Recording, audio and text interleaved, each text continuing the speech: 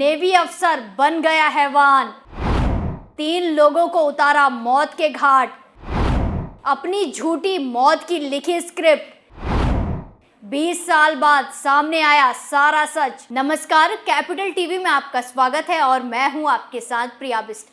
अब वक्त हो चला है कैपिटल टीवी की खास पेशकश स्पेशल स्टोरी का। पुलिस की फाइल में न जाने कितने ही ऐसे मामले दर्ज हैं जिनके खुलासे ने पुलिस के साथ साथ हर किसी को भी हैरानी में डाल दिया।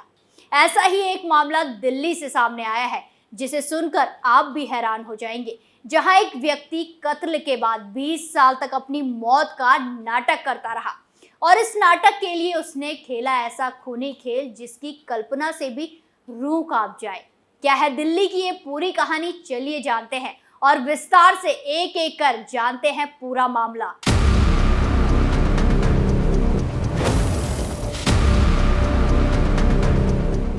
बीस साल तक पुलिस उसे मरा हुआ मानती रही। 20 साल तक वो अपनी मौत का नाटक करता रहा, लेकिन 20 साल बाद अब वो हकीकत सामने आई है। उसे सुनकर हर किसी की रूह कांप जाएगी। दिल्ली के इस युवक की कहानी किसी को भी डरा सकती है।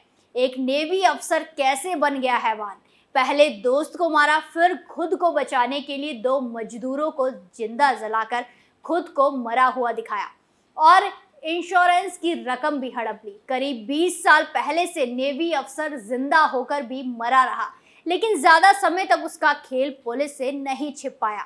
20 साल बाद ही सही वो पुलिस के हाथ लग गया है। पूछताछ में उसने अपना जुर्म भी कबूल लिया और बताया कि क्यों उसने अपने ही दोस्त को मारा, क्यों उसने 2 मजदूरों को जिंदा जलाया, कैसे नौसेना से मिलने वाली इंश्योरेंस की रकम वसूली और कैसे रची इतनी बड़ी साजिश और 20 साल कहां छिपा रहा और कैसे। ये जो तस्वीर हम आपको दिखा रहे हैं ये दोनों एक ही व्यक्ति की है। चेहरा भी ज्यादा बदला नहीं है, हाँ नाम एकदम अलग है, पहचान एकदम अलग है। आरोपी की पहचान पानीपत हरियाणा निवासी बालेश कुमार के रूप में हुई है, जो अब नाम बदलकर अमन सिंह बन गया है। वो नजफगढ़ के नाम पता बदलकर अपनी पत्नी संतोष के साथ रह रहा था। उसने फर्जी नाम पर आधार, वोटर कार्ड, ड्राइविंग लाइसेंस के साथ साथ कई डॉक्यूमेंट्स बनवा रखे थे। बालेश कुमार की शातिर कहानी को अच्छे से जानने के लिए 20 साल पीछे यानी कि साल 2004 में जाना होगा, क्योंकि इसकी शुरुआत यहीं से होती है। करीब 20 साल पहले उसने अपने दोस्त की हत्या की थी। इस अपराध से बचने के लिए उसने 2 ड्राइवरों को समयपुर बादली इलाके से काम के बहाने बुलाया और ट्रक के साथ ही जिंदा जला दिया। इसके बाद खुद को मृत दिखाया और नौसेना से मिलने वाला 20 लाख का इंश्योरेंस हड़प लिया। पेंशन भी उसकी पत्नी को मिलने लगी। अब दिल्ली पुलिस की स्पेशल क्राइम ब्रांच ने मामला खोला है, जिसके अनुसार दिल्ली के बवाना में बालेश के खिलाफ दोस्त की हत्या का केस साल 2000 में दर्ज हुआ था। इतना ही नहीं, आरोपी के खिलाफ नौसेना मेस में चोरी करने का केस भी तिलक मार्ग थाने में दर्ज हुआ था। अब 2 और हत्याओं के साथ धोखाधड़ी का केस भी दर्ज हुआ है। दिल्ली क्राइम ब्रांच के विशेष आयुक्त रविंद्र सिंह यादव ने बताया कि उनकी टीम को मुखबिर से सूचना मिली थी। मुखबिर ने बताया कि मर्डर और चोरी केस का आरोपी अपनी पहचान छिपाकर नजफगढ़ इलाके में रह रहा है। सूचना मिलने पर एक्शन लेते हुए एसीपी पंकज अरोड़ा, इंस्पेक्टर देवेंद्र कुमार ने एक टीम बनाकर आरोपी को दबोचा। पुलिस के अनुसार जांच में पता चला है कि आरोपी नेवी अफसर रह चुका है। साल 2004 में उसने अपने दोस्त की हत्या की थी। बालेश संतोष पार्क उत्तम नगर में पत्नी और 4 बच्चों के साथ रहता है, लेकिन उसके अपने दोस्त राजेश उर्फ खुशी राम की पत्नी के साथ संबंध थे। एक दिन बालेश, उसका भाई सुंदरलाल और राजेश समयपुर बादली ट्रांसपोर्ट नगर में शराब पी रहे थे। इस दौरान बालेश की राजेश से पत्नी और पैसों के लेन देन को लेकर बहस हो गई। इसी झगड़े में बालेश ने भाई सुंदर के साथ मिलकर राजेश को मार दिया। शव को बवाना एरिया में ही ठिकाने लगा दिया गया। पुलिस ने सुंदरलाल को गिरफ्तार कर लिया, लेकिन बालेश हाथ नहीं लगा। फिर बालेश ने मर्डर केस से बचने के लिए खुद को मृत घोषित करने की साजिश रची।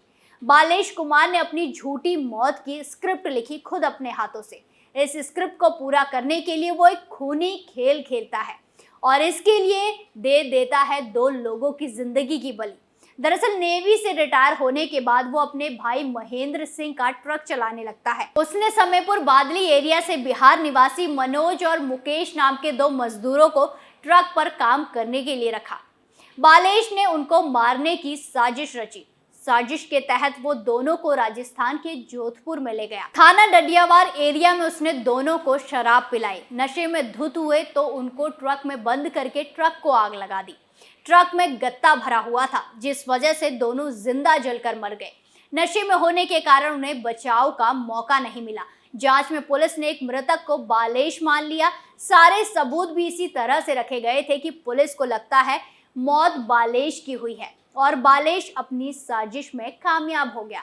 खुद बालेश कुमार अमन सिंह बनकर अपनी नॉर्मल जिंदगी जीता रहा। फिर इतना ही नहीं, इसकी पत्नी भी इसका इस काम में पूरा साथ देती रही। वो पति की झूठी मौत के बारे में सब कुछ जानती थी, लेकिन फिर भी अनजान बनी रहती है। और पत्नी संतोष को नौसेना से इंश्योरेंस के 20 लाख रुपए मिल गए। भाई के ट्रक पर ड्राइवर का भी इंश्योरेंस था, तो वो रकम भी बालेश की पत्नी को मिल जाती है।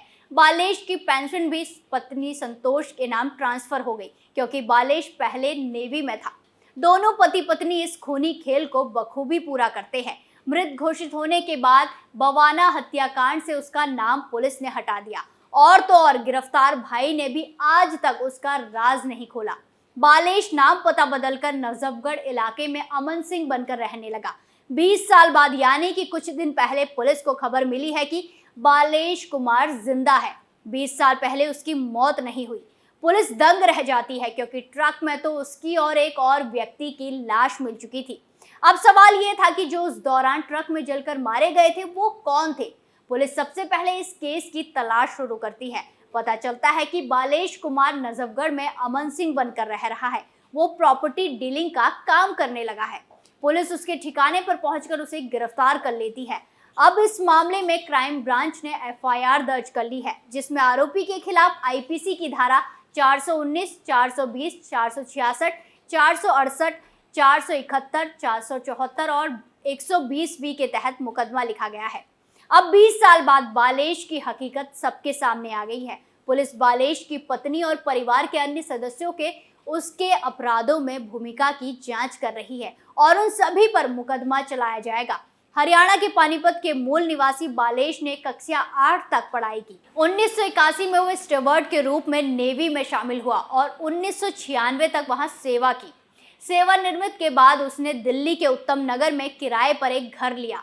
तो देखा आपने, 20 साल बाद जिंदा मिला आरोपी नौसेना का पूर्व कर्मचारी।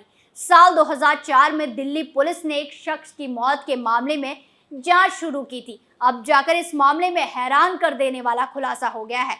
पुलिस जिस व्यक्ति के मौत को लेकर जांच पड़ताल इतने सालों से कर रही थी, वो जिंदा मिला।